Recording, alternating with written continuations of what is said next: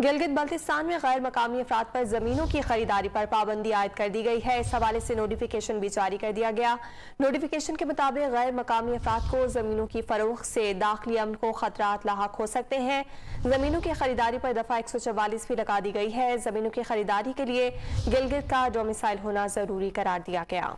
Notification के मुताबिक गैर मकामी अफराद को जमीनों की फरोख्त से दाखिली अमन को खतरात लाहक हो सकते हैं।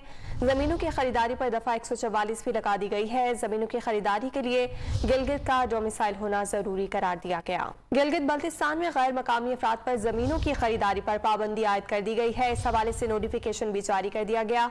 नोटिफिकेशन के मुताबिक गैर मकामी अफराद को जमीनों की फरोख्त से दाखिली अमन को खतरात लाहक हो सकते हैं।